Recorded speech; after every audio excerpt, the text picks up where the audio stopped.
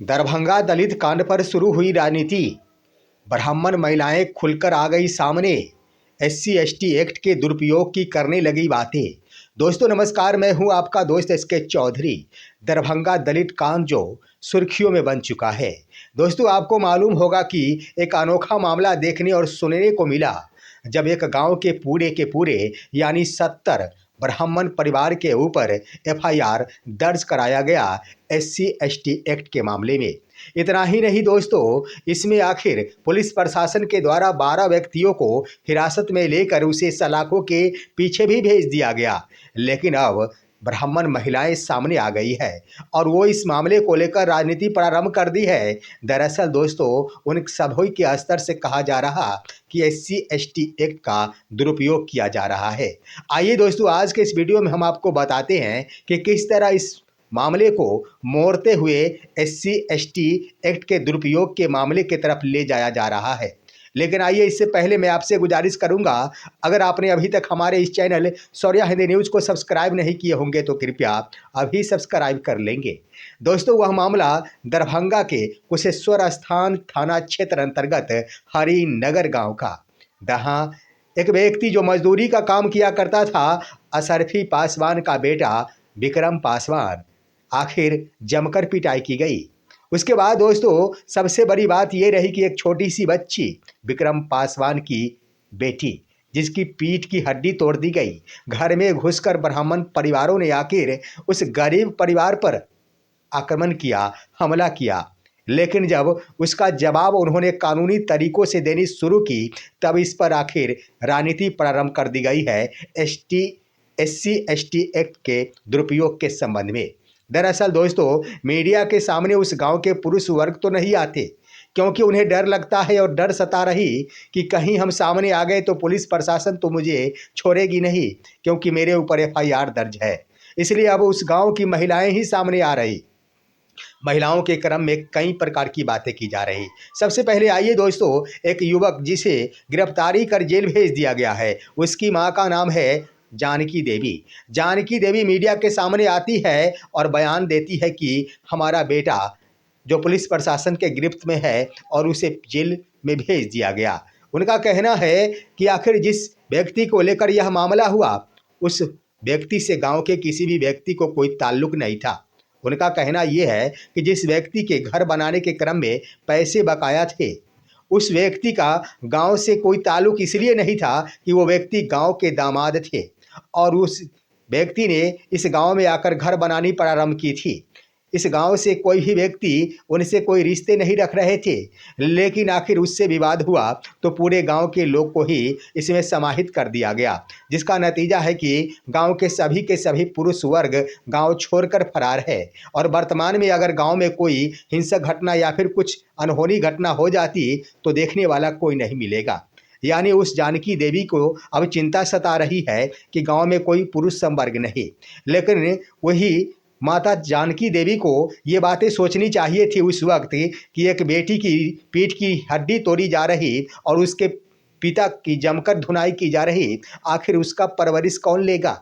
लेकिन अब जब उनके बेटे सुरक्षित ही जेल में है, सलाखों के पीछे है, तब उन्हें चिंता सता रही। लेकिन सबसे बड़ी बात ये रही कि उनका कहना है कि उस व्यक्ति जिससे विवाद हुआ था वो गांव के दामाद है और गांव के कोई लोग का उनसे ताल्लुक नहीं। ये भला संभव है क्या। पूरे देश के मामले को देख लिया जाए, जब यूजीसी बिल पारित किया गया था, जब यूजीसी बिल केंद्र सरकार के द्वारा लाया गया था, तब देश भर के सवर्ण समुदाय एक जगह आ गए थे। यह पूरे देश का मामला था। उस वक्त पूरे देश भर के सवर्ण समुदाय के लोगों ने विरोध दर्ज कराना शुरू कर दिया था और जगह जगह जाकर आंदोलन और प्रधानमंत्री की पुतले फूंकने शुरू कर दिए थे। लेकिन भला एक छोटा सा गांव हरिनगर का यह मामला और एक जब ब्राह्मण परिवार से विवाद हो गया हो किसी पासवान समुदाय का, तो जरा सोचिए कि क्या अन्य ब्राह्मण परिवार उससे ताल्लुक रखना छोड़ दिए होंगे। कदापि नहीं दोस्तों। स्वाभाविक है कि जब एक मुद्दे को लेकर पूरे देश के सवर्ण समुदाय एक हो सकते, तो यह तो मात्र एक गांव भर का मामला है, तो एक होना लाजमी बन जाता है। इसके आधार पर अगर उस व्यक्ति यानी विक्रम पासवान के द्वारा एससी एसटी एक्ट कानून का पालन किया गया है, उससे आखिर मदद ली गई है, तो यह कोई गुनाह नहीं किया गया। लेकिन दोस्तों यहीं पर बातें समाप्त नहीं की जाती। यहाँ पर उसी गांव की एक अन्य महिला भी है जिनका नाम है पुनीता झा। पुनीता झा का भी यही कहना है। उनका कहना ये है कि एससी एसटी एक्ट का विरोध, एससी एसटी एक्ट का दुरुपयोग इस रूप में किया जा रहा है कि जितने भी व्यक्तियों के ऊपर एफआईआर किया गया, उन सभी व्यक्तियों में ढेर सारे व्यक्ति आज की तिथि में बाहर कमा रहे हैं। उनका इस विवाद से कोई लेना या देना या फिर संबंध ही नहीं है। उसके बाद भी उनका नाम एफआईआर में दर्ज करा दिया गया है। पूर्ण रूपेण कह दिया जाए तो यह एससी एसटी एक्ट का दुरुपयोग किया जा रहा है। गौर करने वाली बात यह है दोस्तों यहाँ पर कि एससी एसटी एक्ट का आखिर पालन कौन करवाता है? कानून का पालन कराने का अधिकार कौन किसी है? यह आम जनता को नहीं, यह प्रशासन के ऊपर दायित्व होता है कि कानून का पालन करवाए। और यूं भी कह दिया जाए तो जब व्यक्ति विक्रम पासवान के द्वारा थाना के समक्ष आवेदन दिया गया था, उस वक्त खुद ही विक्रम पासवान ने सभी व्यक्तियों के ऊपर एफआईआर दर्ज नहीं कर दी थी। दरअसल जब आवेदन दिया गया उसके बाद पुलिस प्रशासन यानी कुशेश्वर स्थान थाना प्रभारी के द्वारा इसकी जांच और समीक्षा की गई होगी। निश्चित रूप से समीक्षा की भी जाती है और समीक्षा उपरांत ही जब जांच में सही पाया गया होगा उसके बाद ही तमाम लोगों के ऊपर यह एक्ट लगाया गया होगा। और इतना ही नहीं, सिर्फ एक्ट लगाकर छोड़ ही नहीं दिया गया, हर कंप भी मचाया गया था पुलिस प्रशासन के द्वारा, जिसका नतीजा हुआ कि 12 व्यक्तियों को हिरासत में लिया गया और हिरासत में लेकर उसे जेल भेज दिया गया है। तो अब सवाल उठ रहा है कि पुलिस प्रशासन जांच और परख कर मुकदमा दर्ज की है, एससी एसटी एक्ट लगाई है, तो क्या यहाँ पर दुरुपयोग किया जा रहा? यहाँ पर वो ब्राह्मण परिवार की महिला, मैं ये नहीं कहता कि उनके असम्मान किया जाना चाहिए, मैं ये कहना चाहता हूं कि पुलिस प्रशासन के द्वारा किया गया यह कार्य है, ना कि विक्रम पासवान के द्वारा किया गया कार्य है। पुलिस प्रशासन ने यह एक्ट लगाई है, जांच परख के बाद यह एक्ट लगाई है, तो यह दुरुपयोग कैसे हो सकता है? यही तो बातें हैं। अब दोस्तों इस मामले को लेकर हालांकि एससी एसटी मंत्री मिनिस्टर लखिंदर पासवान ने भी बड़ा बयान दे दिया है। उनका भी यही कहना है, उनके कानों तक भी जब ये बातें गई कि लोग कह रहे हैं कि एससी एसटी एक्ट का दुरुपयोग किया जा रहा है, तब उन्होंने भी भरे सदन में आखिर जवाबदेही दी है। उन्होंने कह दिया है कि जो भी कुछ हो रहा है संविधान के नियम के अनुकूल ही हो रहा है।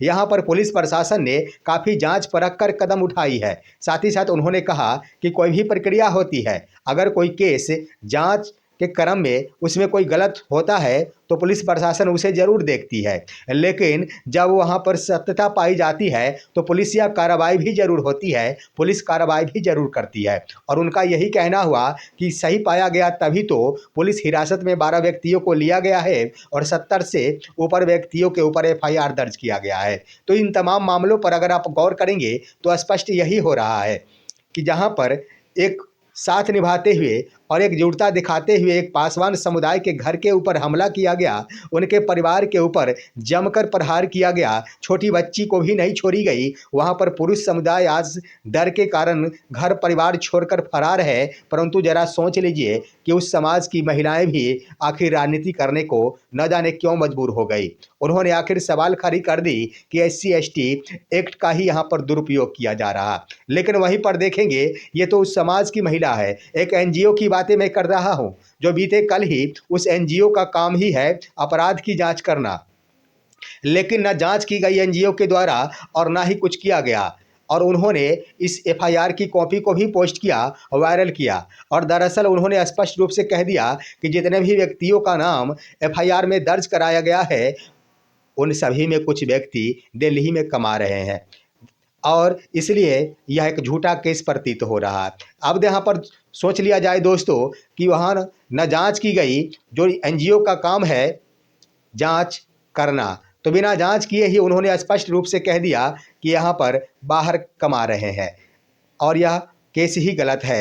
एससी एसटी एक्ट का कानून ही यानी एक्ट ही गलत लगाया गया है। यहाँ पर भी यह देख लिया जाए तो राजनीति प्रारंभ कर दी गई और दरअसल इसलिए दोस्तों कि उस एनजीओ के संस्थापक भी कोई और नहीं, कोई झा परिवार ही थे। तो ये मसला देखने को मिलता है। इस तरह से अगर व्यवहार किया जाए, अमानवीय व्यवहार, जातिगत राजनीति, जातिगत न्याय, जातिगत बातचीत अगर होती रही तो कभी भी समाज में न्याय नहीं मिल सकेगा। नतीजा यही होगा कि पुलिस प्रशासन को आखिर यहाँ पर अपना कदम उठाना पड़ेगा। यही नज़ारा देखने को मिल रहा।